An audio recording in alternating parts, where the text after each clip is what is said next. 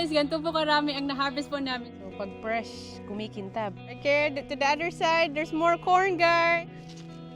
Wow! Hello! Welcome to Maria Lassen Channel. Welcome to our garden. Today's video is our mega harvesting. Dahil marami na pong gulay ang ma-harvest po namin ngayon. Ang aming corn ay ready na po ma-harvest. Ang aming cucumber, eggplant, at sa likod ko po, napakarami pong tomato. At pasok po tayo sa aming greenhouse. Itong pong aming silver beet, tinanim po namin ito since August. At hanggang ngayon ay napaka-productive pa rin po. Marami kaming gulay na ma-harvest po ngayon at meron din po kaming tanggalin ng mga gulay dahil summer na po sa Australia.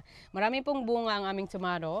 So itong broccoli po, dahil summer na po ngayon, hindi na po suited magtanim po ng broccoli. At makikita niyo po, may mga bunga pa rin po pero kailangan ko na po tanggalin ang punuan po nila. Dahil hindi na po sila mabubuhay ngayong summer ay napakainit na po. Around mga 43 degrees na po dito sa Australia. Ang una po naming i-harvest ang aming cucumber. Makikita niyo po, malaki na po at hindi po siya halata na maraming bunga. Ipapakita ko po sa inyo. So guys, ito po ang aming cucumber. Marami na pong bunga at gantong size po ay perfect na po siya i-harvest. Kailangan na po naming pitasin po talaga kasi yung iba ay nagiging oversize na po siya. Kaya today ay marami po talaga kaming ma-harvest na cucumber. Dito po na side marami at sa likod po mas marami. Panay move pa talaga tayo dito. Mas marami pa kayong makikita bunga po ng cucumber. And of course, may batang kumakain na po ng cucumber. Do you like it, Sylvester? Oh, that's your number 2 cucumber. Pangalawang cucumber na po niya ito. Kaya kain lang ng kain dahil unlimited. Are you sure you can eat that all?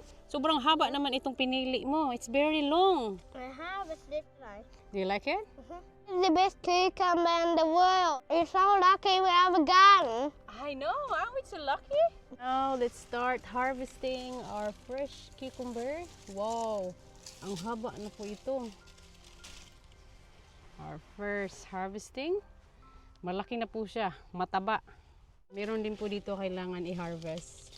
Kasi pag hindi mo siya i-harvest, mahihirapan yung puno na mag-produce ng more cucumber. Ito po. Hala, ang haba nito. Mahaba po siya. And then, ang klaseng cucumber po ito ay may mga spike. But don't worry, madali lang po siyang tanggalin. Ganyan lang po siya, matanggal na po. So, hindi po siya pwedeng kainin agad-agad pag mapitas mo siya dahil very spiky. Pero madali lang po talaga ma-remove yung, yung spiky. Ganun lang po siya.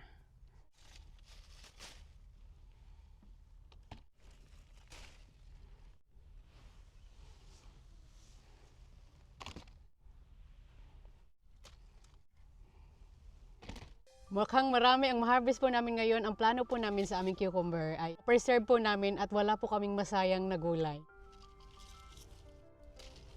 Wow! Sobrang daming agad po na cucumber ang na-harvest po namin. Alam niyo po, first time po talaga namin ito na-harvest. Mag-share lang po ako ng ideas, especially po sa mga nanonood, na baka may tanim po kayo na cucumber at gusto niyo po, ganito din po karami ang ma-harvest niyo po na cucumber. So, share ko lang po kung ano po yung ginawa po namin, paano po namin naparami ng bunga ang aming cucumber. Una po talaga, nung maliit pa po ang aming cucumber, namulaklak po talaga agad siya, tapos maraming bunga. Yung ginawa po namin ay tinatanggal lang po talaga namin bawat bunga kasi nakikita po namin maliit pa po ang cucumber. So, binigyan lang po talaga namin ng chance ang punuan na mas lumaki po siya. And then, later on, hindi na po kami panay tanggal dahil makikita na po namin yung punuan ay makapag-provide na po ng maraming bunga. So, follow the techniques for sure. Mas marami po kayong bunga sa inyong cucumber. At continue po tayo pag-harvest ng cucumber. I'm sure marami pa po ditong nagtatago. At harvest na po natin lahat. Kasi maraming pong bungang maliliit ang natira dito. Sobrang dami po talagang mga babies na cucumber. Kaya ngayon yung first harvest po namin ay i-harvest po talaga lahat na yung malalaki. Yung iba nagtatago, kailangan mong buksan. Dito, may malaki dito. Ito na po ang lahat na harvest ko. Hindi ko po siya nabilang but I think more than 20. We got 1 each guys. Of course, we will try. I'm gonna try. We already wash it.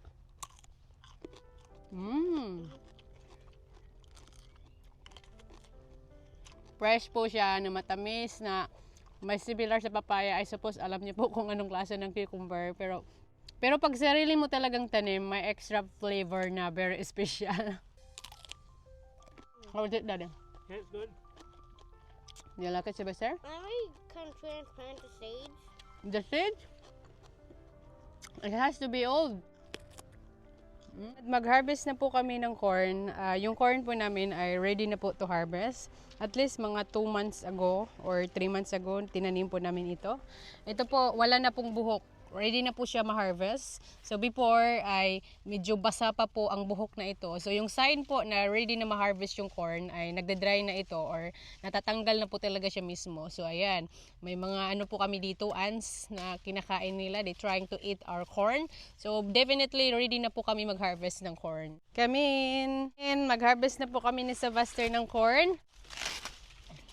Ayan po.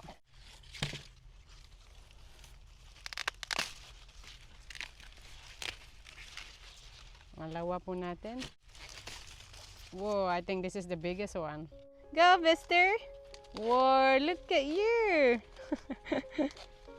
Good job! There we go. Yeah, go put it there. And there's more. Whoa, good job! Yeah, wow, you're so fast! Oh, good, Daddy. Yeah. Wow, that's a lot. That's quick. I think this is ready as well. Yeah. Kasi natatalbos na. Yeah. Okay, to the other side, there's more corn, guys. This one. Oh, look, here's a big one. Yeah, good job, Buster. Put in the basket. And there's more? That one as well. It's ready. That's a big one. So when you harvest, don't include the leaf. That's it. That's how you do it. Careful to not get bitten by them. Okay. May mga ants. Yeah, natatakot si Sylvester sa ants. Don't snap the big corn. You need the big corn. Mommy, some of these corn that have fruit already. Another Yeah. one. Oh. Ouch. I got bitten. So this is running away. It bit me right here. Mas marami pa pong corn sa likod. Si Dave na lang ang mag-harvest dahil maraming ants. This one. That's a pretty big one.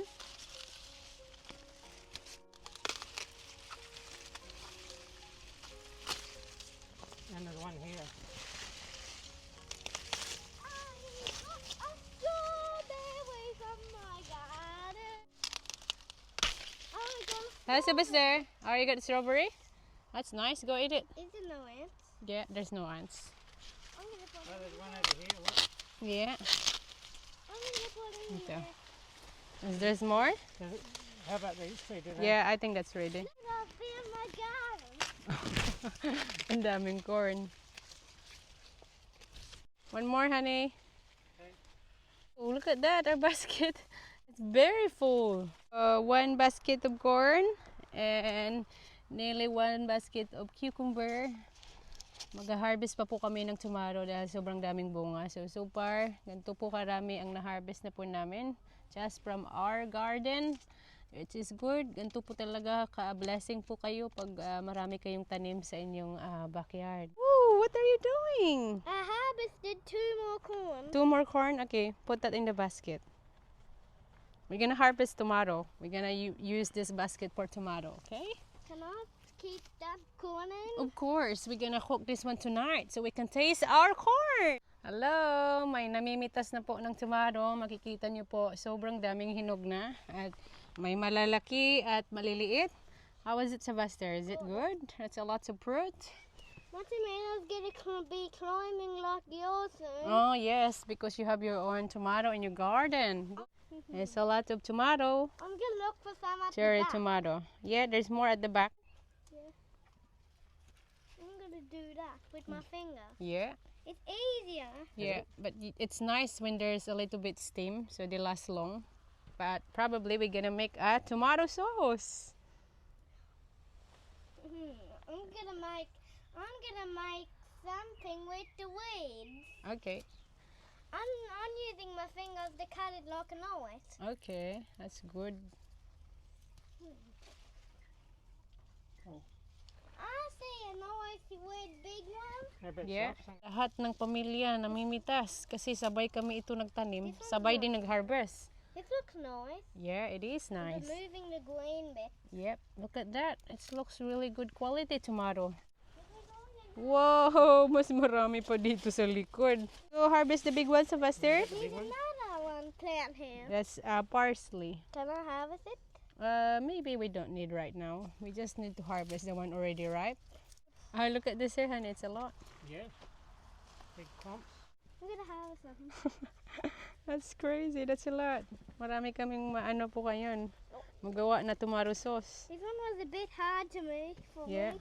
me. I-harvest na lahat ng ng hinog kasi nagiging soap po siya. Hey, honey. Look at that. That looks really good. I make a funny face when the sour. Yeah. They're really good when they're ripe. Tingnan niyo po ang aming tomato. Pang first class, very high quality po. Mabubusog ka na. Hindi ka na magdi-dinner. Hindi na magdi-dinner ka tonight. Or here. Ang dami pong bunga. Salamat Lord sa blessing na ito. Sobrang abundant kami sa tomato. There's more here. Hindi ba nakikita na? At the other side, honey. Think we're done here. Wow, look at that. Wow, that's a lot, honey. Yeah. It's amazing, isn't I'm it? so proud of you. Thanks. You're really good looking after a garden. Uy! Hoy! Hoy! May namimitas dito, honey! So this is harvesting again. Ala, may sarili pala siyang basket. Oh my God, you have your own basket. Go, Bester! Go, Bester, you can do it. Keep harvesting. Yes. Oh, there's a lot here. Tingnan niyo kung gaano kadaming bunga po yung yung green tomato po. So yung ginawa din po namin ito, bakit dumami po yung bunga. Nagpo-pruning po ako, may style po siya sa pag-pruning ko at hindi ko na sa inyo napakita kasi 3 months ago ko po siya ginawa. And then maganda po yung pagka-pruning ko dahil tingnan niyo po kung gaano karami po yung bunga. Maraming hinog sa ilalim sa Buster. There's a lot of ripe inside. It's really in the middle. Oh, there's a big one. I didn't harvest yet. Yeah, go. Wow, look at that. It's a big one. Guess I'm pouring that one off. Yeah, that's all right. I will help you. I'm gonna look for some at the other side. Puno na yung basket namin. Kaya may basket na dito si Sylvester. One pulled off from my basket. That's all right. Yes, it is. Mm. Those peas going over there. Ito, marami pa po guys. So guys, mag-harvest po ako ng broccoli at ito na po yung last po naming harvesting dahil tatanggalin na po namin at hanggang sa muli, next year na po kami ulit magtatanim pag malamig po. Ito po yung bunga, maliliit na po siya. Yung first bunga niya po ito, big head. Pag ganito na siya, ulit-ulit na po siya namumunga. May malaki pa rin, pero hindi na po gaano kalaki kumpara po yung first harvesting namin. Guys, tatanggalin na po ni Deb. We're gonna give this one to the chooks.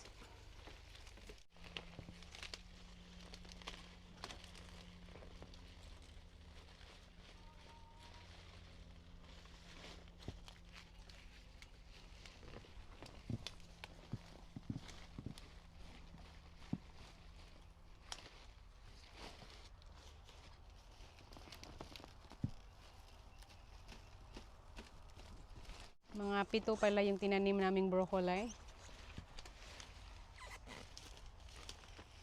Nako, mabubusog ang manok po ngayon. Hindi po siya masasayang na itatapon lang. Ayan, wala na yung broccoli. Bagong itatanim na naman po namin dito.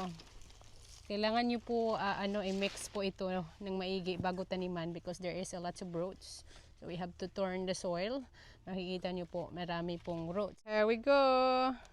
Bibigay po namin ito sa chooks. That's a lot of leaf for the chooks. Favorite po nila yung broccoli din po. Besides silver beet. Wala! Chookie is so excited. Look at them go. They're so excited. What is it? So that's it, you're Oh. open the gate. Okay, Here we go. La, go. here we go. They gotta go up. I'm gonna get some today. To Tammy, of course. Yeah. Marami ito, kaya yung iba, nagja-jump na. Here we go, Chucky. I think this is Tammy. Is it, Sebastian? Where's Tammy? Is she eating? What a lucky chook. Yung tatlo. Ay, nako, yung best friend niya. Si Timmy, yung favorite. Yung isa talaga, oh. Dito talaga siya nag-stay. Bigay na natin yung iba kasi hindi naman maubos nila. Hindi mo naman maubos yung isa dito. Lagay na lang natin sa ground. Baba ka na lang para ilalagay natin lahat. There we go. That's for all of you guys. So guys, ganito po karami ang na-harvest po namin sa aming garden bed. We are so lucky. So lucky. Sobrang blessing po sa sobrang daming gulay. Very happy. This is a really good harvest. At ito po lahat ang na-harvest po namin ngayon. Isang basket po na corn at marami pong tomato and cucumber. So ngayon, ang gagawin po namin sa aming corn ay kailangan ko po to ilagay sa freezer bag para po ma-preserve po siya. Kasi sobrang dami po para sa amin. Tingnan natin. Wow. Ito po talaga yung fresh na corn.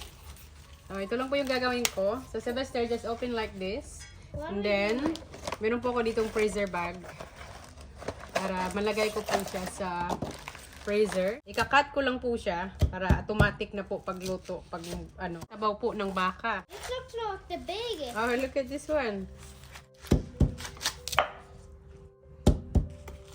Alam niyo po, ang manok, favorite po nila ang corn. Isa din po itong nakakatulong magpa-dark ng kanilang ilyo.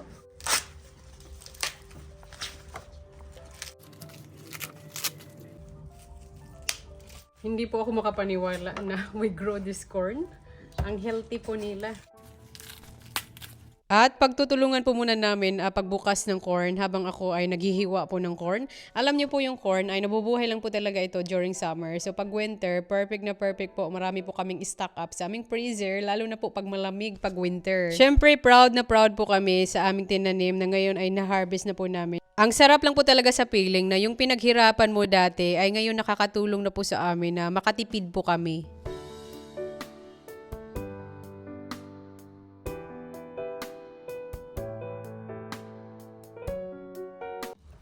Gusto nyo, corn lang po yung lulutuin nyo talaga without buto. Yan po. Corn lang po talaga siya.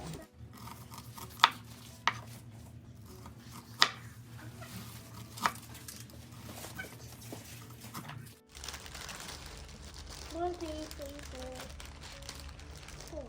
Or only darling, not too many. Okay. Kasi tatlo lang naman tayo. Minsan, dalawa yung kinakain ko. Minsan, isa lang. So guys, we're now selling a corn for $1 per bag. Sylvester, you should not put air. With no air. 1, 2, 3, 4, 5, 7, 8, 9, 10, 11, 12. We got 12 bags and hindi na po namin inubos talaga lahat dahil lulutuin namin ito, lagay lang po sa fridge and then habang press po siya, mag-share din po kami sa manok. Alam niyo po, marami pa pong natira doon sa punuan na lalaki pa talaga. Now, mag-share po kami sa manok to see kung ano po yung reaction nila kakain po ng fresh corn. Let's open the corn for them. They're waiting. Is it yummy corn, Chucky? They love the corn. Yan niyo po, napakalinis po nilang kumain. Ooh, yummy. Yung ibang chooks ay nag-aantay kang Sylvester. Oh, what is it? What is it? Curious to curious naman itong isa. Ang tagal daw.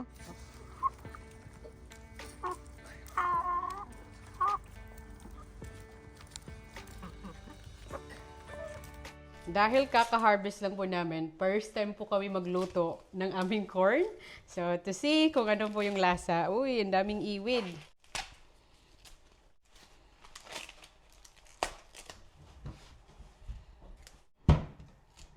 Tanggalin natin to na part.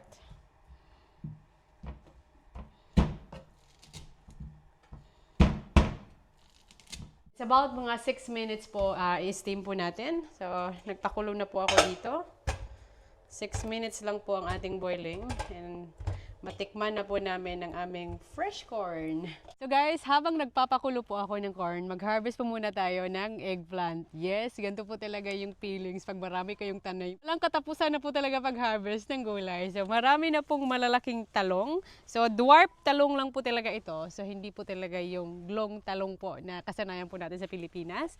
And yes, harvest po natin kasi nagiging gurang na po yung iba. So, ito yung size ng talong po namin. Marami po talaga kaming tinanim na iba't ibang gulay kasi yung goals po talaga is para makatipid po kami. Hindi na po kami bili po ng gulay sa supermarket. So, ever since may mga tanim po kami, tira na po talaga kami bumibili ng gulay at continue po tayo sa pag-harvest ng talong. Ito yung perfect size for dwarf talong. And this one, kailangan na ma-harvest. Napakadaming na-harvest po namin after Christmas. 3. Dami ng maliliit na talong. Okay na po ito. So, harvest din po natin. 3. Sobrang daming na-harvest na talong. Hindi ko to in-expect na ganito siya karami yung talong pala na bunga niya. Ayan po. Sobrang dami pala nila. Hindi siya masyadong halata because it's very leafy. Tingnan niyo po sa isang punuan. Parang more than 20 pa po yung naiwan. Harvest po natin ito dahil ready na po. At syempre, kung may talong, dapat may partner po na itlog para po gagawa po ako ng torta. So, ito po yung itlog. Wow! Marami. So, harvest po natin. Lagay lang po katabi ng ba't ibang shape po ito. Pahaba naman ito na itlog. Meron palang pahaba. At medyo may sira kaunti. So, 3, 6, 8. Bumawi na naman sila kasi last time. Ang liit lang po ng eggs nila kasi mainit. 10. 12, 14, 16, 18, 19. 19 for 21 chooks. So we have 21 chooks already.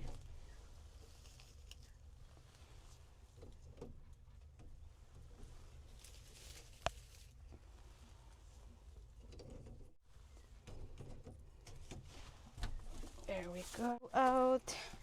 May torta na po ako para bukas. Fresh egg, fresh talong. Thank you, chooks. Kumakain po sila. Tingnan nyo yung ibang chicken. Very relax lang. Sarap buhay. Pa-relax lang tong talo. Ganyan po sila dito ka-relax. Dave, it's so busy putting away all the corn that we put in the freezer bag. Lalagay na po sa freezer. Hopefully, we have enough space. Ooh, it is empty. So, dito po ilalagay. So, pag gagamitin na po namin in the future, if we run out of fresh corn, automatic na po ito lulutuin.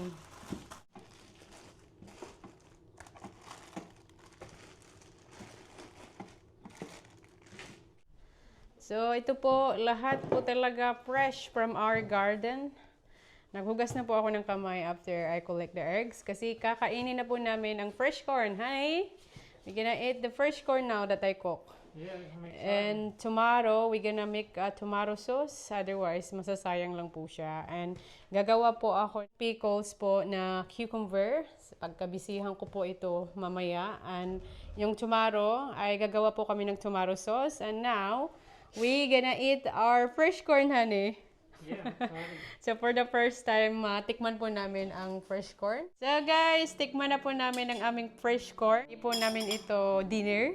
Parang snack lang po. Okay, 1 each muna. And lalagyan po namin ng butter.